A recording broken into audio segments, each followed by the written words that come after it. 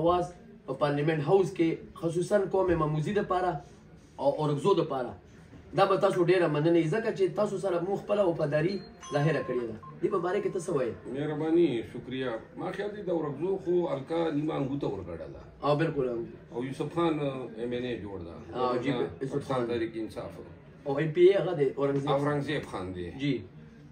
نو موږ د دې هر هغه ولس ډېر زیات مشکور یو چې هغې ووټ کم پاکستان تحریک انصاف یا خان په مینه کې ورکړی ده هغې خلکو بیسیکلي دا ووټ د خپل مستقبل دپاره ورده او د قبایلو او د پښتنو ټولو ته یوه خبره کوم چې کله نه د کاربل حکومت په افغانستان چې راغلی ده تر نن ورځې پورې د پښتنو خپې خپل ځای ته ونه رسېدې.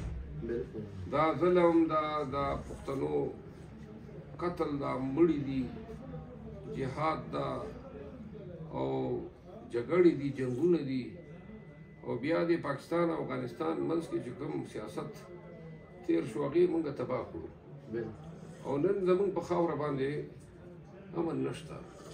که د سرحد نه اخوا دا بر پښتانه دي چې دماکه کېږي نو خبر شو چې به 10 یا 15 پښتانه پکې شهیدان دي او که دې خوا بیا بدل اخیسته شي نو دې خوا هم پښتانه وژل شي. د دې اختتام به کله کېږي؟ کاروبار نشته، افغان ټریډ اوس بند ده او دا په مرګونو په جنګونو د پیسو مینو په ډالرو مینو کې خو موږ د دې خپل قوم عزت وباسو څه خو پاته نه دي. نه امن شته ده، نه خوشحالي شته، نه خپلوۍ شته، نه هغه اجره پاته شوه، نه بې ټوپکه ګرځېدی شي. نو پښتنو ته سوچ کول پکار دي خصوصا د نوي نسل ته چې موږ کوم مستقبل ده. هر پښتون د خیبر پښتونخوا نه خپې وباسي او پنجاب ته او اسلام آباد ته ځان رارسوي یا کراچۍ ته ځي یا لاهور ته ځي چې څوک هلته په خپل وطن کې دوکان خلاصوي نو بتخور ورپسې بتې پیغام ورسوي. بدماش او غونډه زمونږ په وطن کې اوس معتبر جوړ شوی دی. نو لہذا دا موږ د ځان له سوچ وکړو چې دا پښتنو مشرانو ته پکار ده چې موږ د خپلې خاورې باندې چې تر څو پورې روزګار مواقع پیدا نه کړو. زموږ لخوا ګیس وځي، کویله وځي، پټرول وځي، بس پیپ رانه وباسي او سیده پنجاب ته رسوي. خپلو وسایلو استعمال حق هم نه لرو. نو د دې وجه دا ده چې تقسیم یو، د دې وجه دا ده چې یو بل ته مو نیت خراب ده، د دې وجه دا ده چې د پښتون د ولس او د بچي مستقبل لپاره چا سوچ نشته. بس کوي چېرته یو ځل خو اوس دا مو وایي که نه چې دا خاورې هم څه ادا کړو. دا زمونږ پلرونه نیکان چې کوم تېر شوي دي هغه داسې خو نه و چې زمونږ نه د دغو پښتنو نه کم مېړني وو. هغه هوښیار خلک وو، د خپلې علاقې امن ته یې کتل. مونږ بس په دغې برید تر سره چې مړول دي، ټکول دي، دښمنۍ دي او دا چې کوم دی سرحد پار دهشتګردي دا دې خوا ده اخوا ده.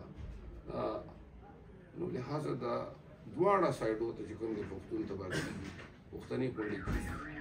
خدای رسول ته وګورئ، د دې ته سوچ وکړئ.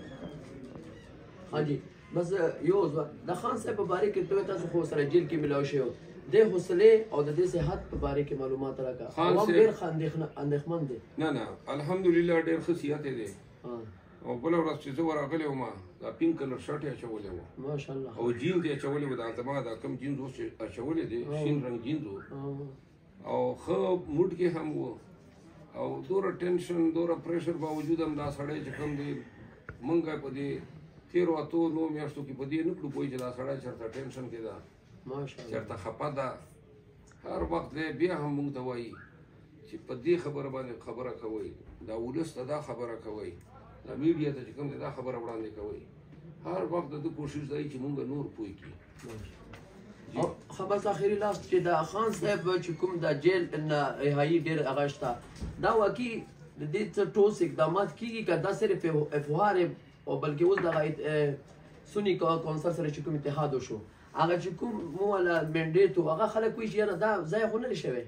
یا په سینټ خان کې صاحب به ان شاء الله اختر نه مخکې به ان شاء الله راوځي. ها ان شاء الله کیسونو صحت ډېر کمزورې دی چې کوم کیسونه حکومت په دې جوړ دي ډېر بیکاره کیسونه دي او د دې ته سزا ورکولو په نیت باندې دي دوره چې کوم دی تیزی وکړه چې هغې له وجې نه کیسونو کې ټرایل چې کوم دی ډېر زیات خراب شول نو هغې فایده موږ ته اوس اپیل کې رسي. نو ډېره مهرباني